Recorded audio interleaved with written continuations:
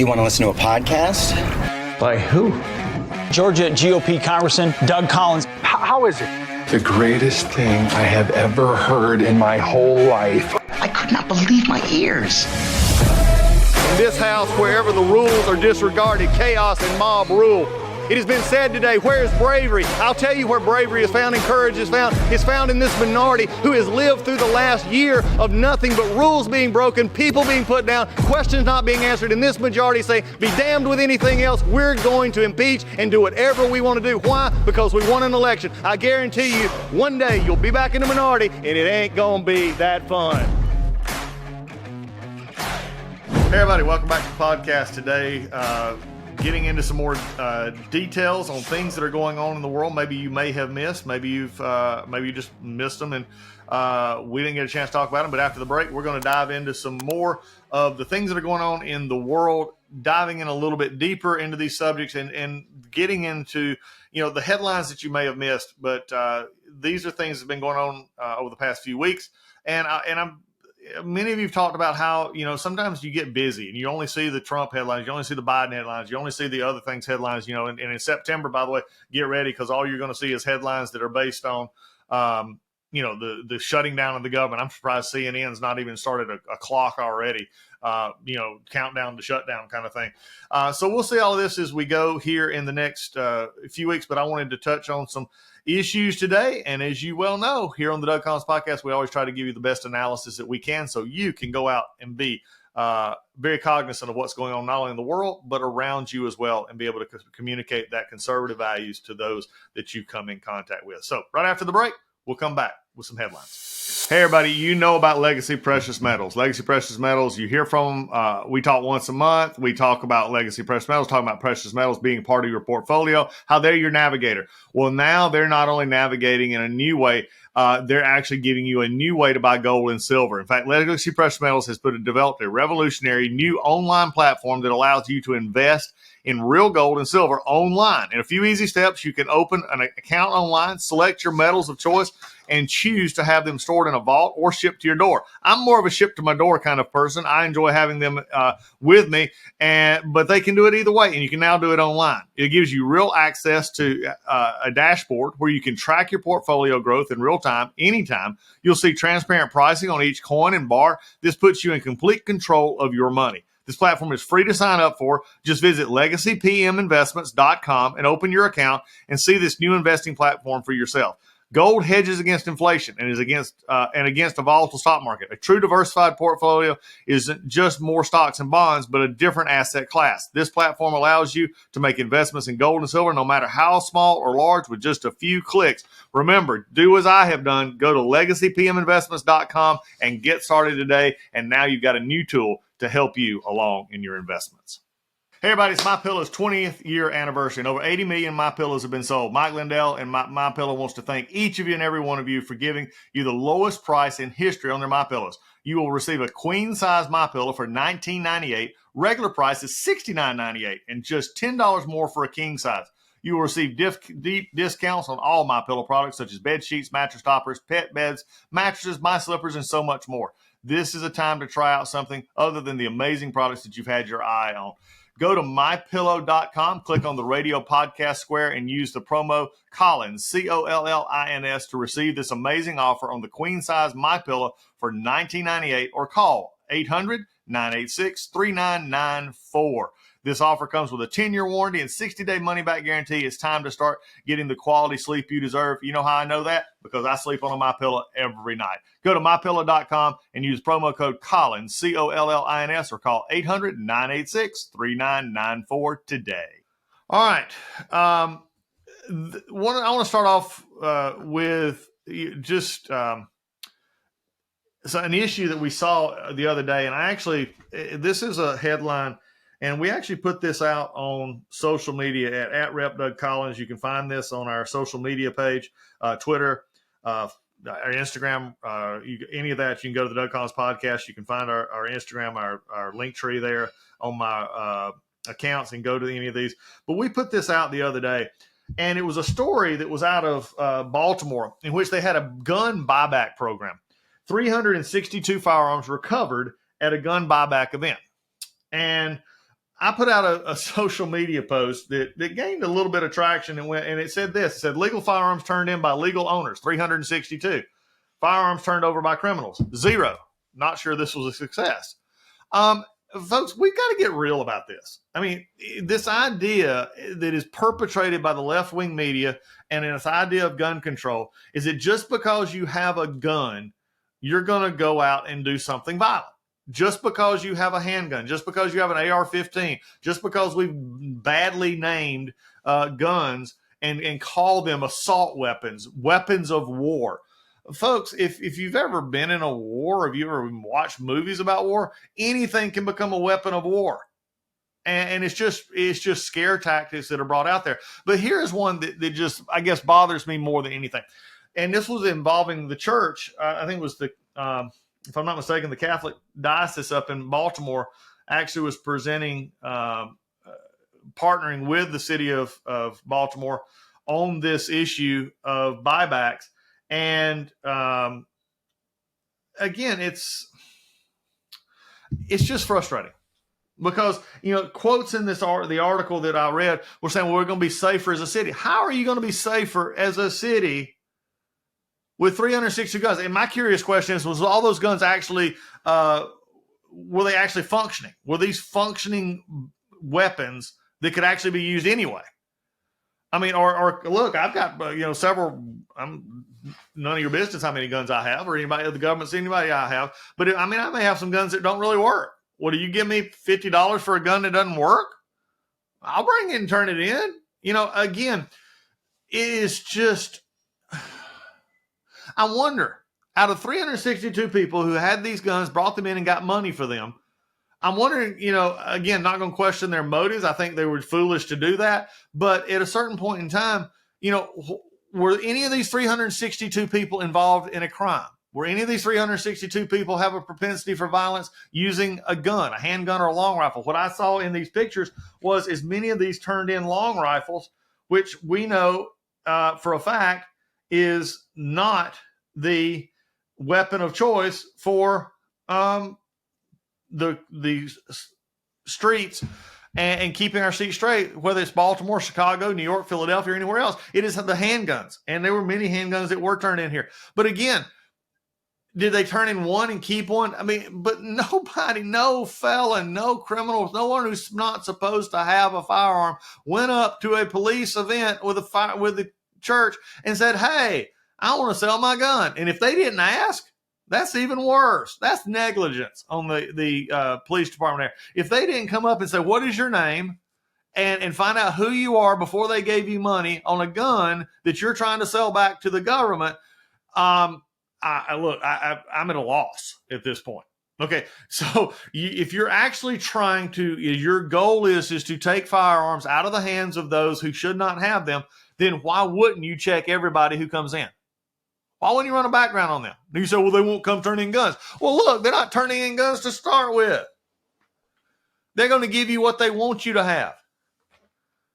362 people at this point probably, and from the looks of it, turned in extra weapons they had, maybe one that they had laying around in a box they never used, or a gun that they couldn't get anything else for, but then they turned it in, got some money, and now we're claiming that Baltimore is safer because these 362 guns from legal gun owners, and I'm going to make that assumption at this point.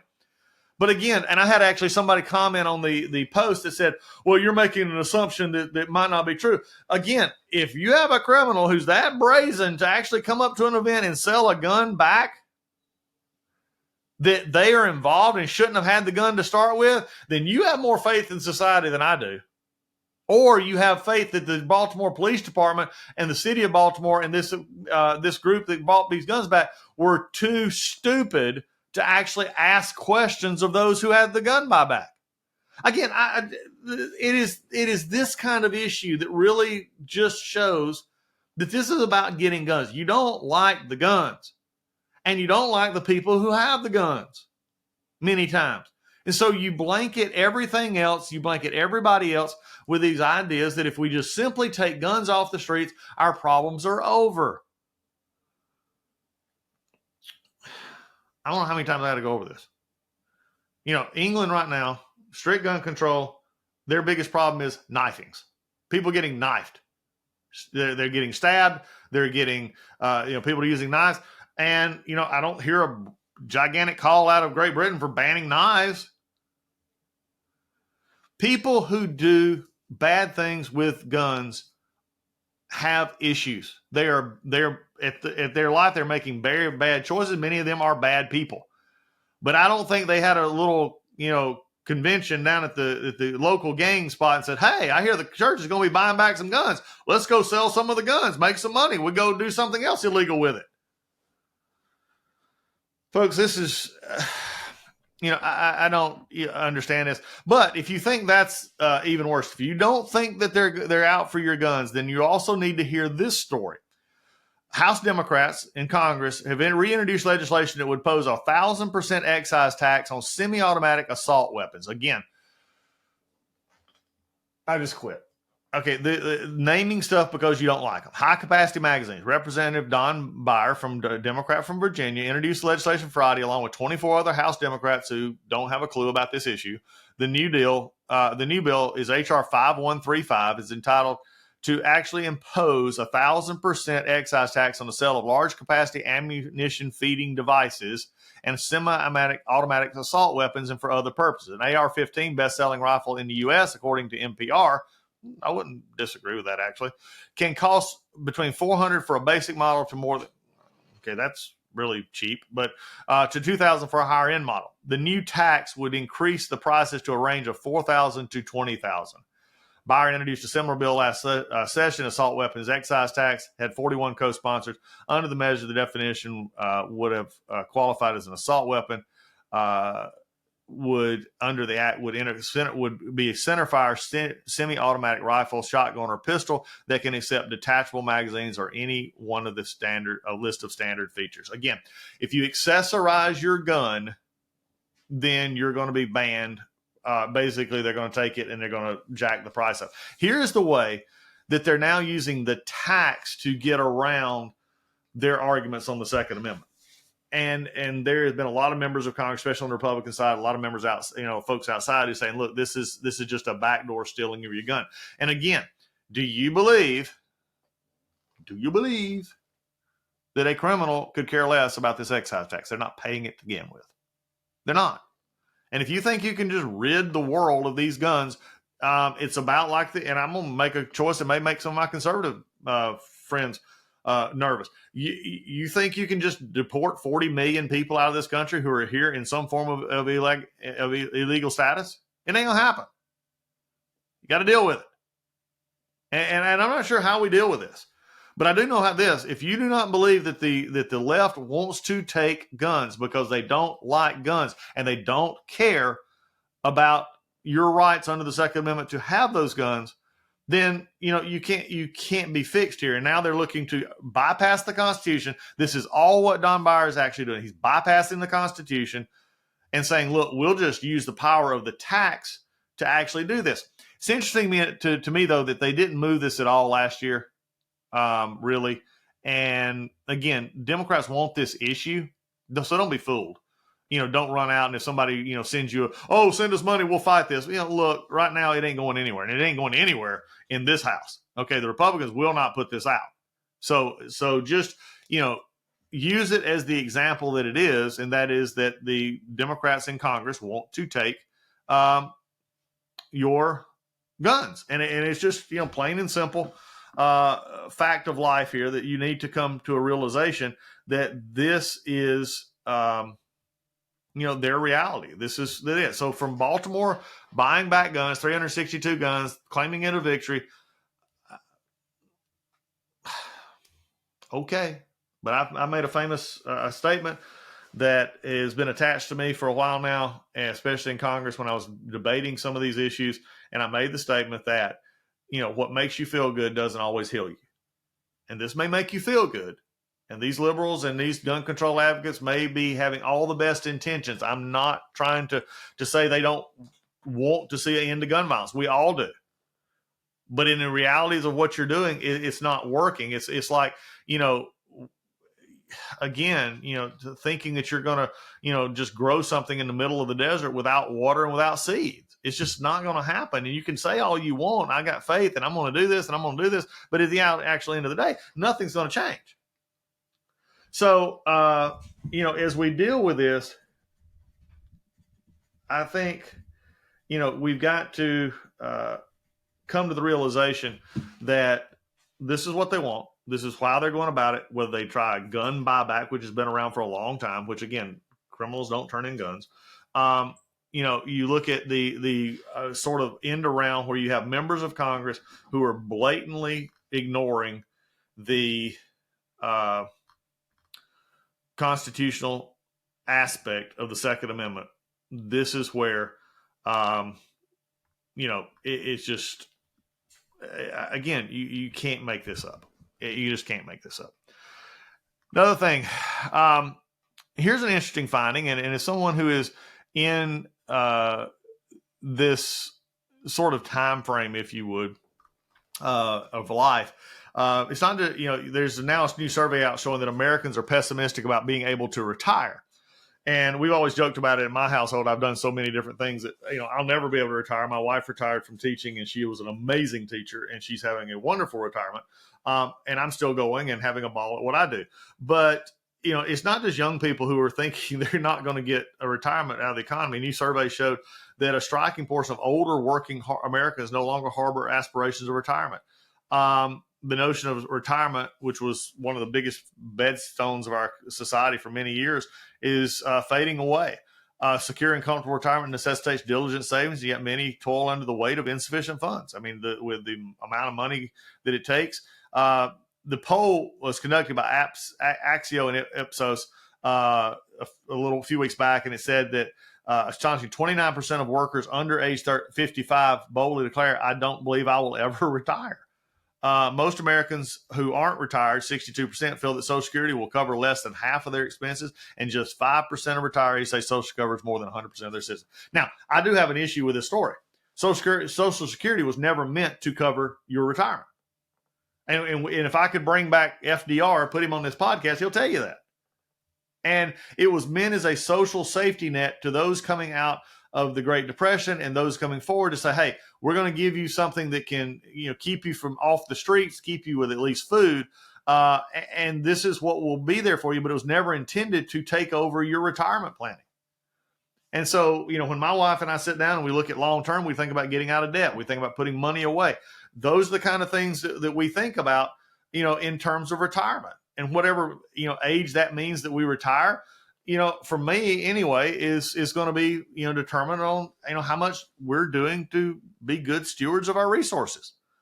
So again, it's this idea that, socially, what is amazing to me in this story is that you take Social Security and you're saying that is my retirement hope. If that is true, then yeah, folks, you're gonna probably have a problem, because it was never meant to, be your retirement plan, and it just wasn't. And unfortunately, people have tried to make it part of their retirement plan, and it's amazing to see. So there you go. Another system. There's also another poll out was talking about American, the society is becoming a victim mentality. And that is very true as well. Everything's a victim. You did this to me. I didn't get a fair shake. One last thing here we'll touch on before I leave some of this is, we thought that a change in the mayor's office in Chicago, Lori Lightfoot, would be a good thing. Little did we know that Chicago, instead of trying to elect somebody who would try and get the city back in shape, elected left-wing mayor, very much leftist, Brandon Johnson, who blasted efforts. He goes after this the other day to condemn young criminals when he rejected reporters' use of mob to describe dozens of looters in a incident there in Chicago. He gave a press conference following the arrest of 40 people between the ages of 12 and 20 for reckless conduct misdemeanors in Chicago's South Loop. This was about a week or so ago. It estimated approximately 300 to 400 had gathered and began to partake in disorderly behavior and attempted to loot a convenience store. Chicago mayor provided updates regarding the situation, but took issue after a reporter described the massive group as a mob. Brian, again, he scolds the reporter for using the term mob. He says we should call them large gatherings.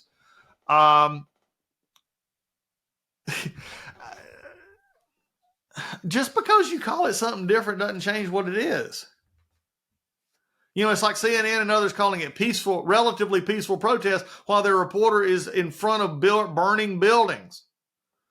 The BLM protest of summer of 2020 will undoubtedly go down as some of the most amazing misrepresentations of fact by major news networks that you'll ever see. But because they thought it'd be politically correct to not accurately report, that's what they did. And now you have the mayor of Chicago actually saying, well, it's not a mob. This is just a large gathering. Okay. But it's really dependent on which large gathering are you talking about. Are they doing something that you don't want to talk about? Are they doing something that you approve of? Or is it something you don't approve of? And again, that's the rotating discussion of this as we go on. And if you don't believe this is actually affecting anybody, let's talk about Portland. And the Portland lost over 14,000 residents, resulting in $1 billion of lost revenue between 2020 and 2021. Again, Portland was one of the largest areas of some of these debates that were going on, and some of the mobs, the rioting, the breaking of windows, having these on them in Seattle. The crime exploded, their homicide record being broken 2 consecutive years in a row. Portland lost $1 billion in revenue as basically people left. And according to analysis of IRS data by Oregon Live, Multnomah County, where Portland is located, hemorrhaged 14,000 persons filing taxes, resulting in $1 billion lost revenue. Those who moved were also relatively wealthy, with the former residents holding incomes 14% higher than people who moved out of the area the year before. Over the course of a year, the average income of the county residents who stayed declined slightly. And, Portland, who had been growing tremendously, had for 15 consecutive years, the article talks about, to become one of the fastest shrinking cities around. Folks, people want to be safe. You can have different political perspectives. You can have different political attitudes. You can have different political philosophies. And Oregon is one of the more liberal states in the areas of Eugene and Portland and others, not across the rest of the state. And that's fine. Have those debates, have those arguments. But when you let public safety, when you let people not feel safe going to work, when you seeing your tax dollars spent on legalizing drugs, which even supporters of it say now that was a mistake without, they say without the proper processes in place, but there was none of this going to be in place, and you're now putting people's lives at risk, then it's not a shock. Okay, you will still continue to see this. Chicago is seeing it. You're going to see it in Portland. You're seeing it in California. You're seeing all over the place that these are the kind of things that people, frankly, just don't get. And if you're out there doing this, and if you're out there, taking a route of non-accountability, you're taking a route of basically being honest about the situation that you're in. I think, as we've talked about today, whether it's guns, whether it be violence, whether it be other things, then people will begin to leave the area that they're at, and they will go to places where they do feel safe. And if that's something that you just don't understand or you can't comprehend, then, frankly, I don't know what to do for you.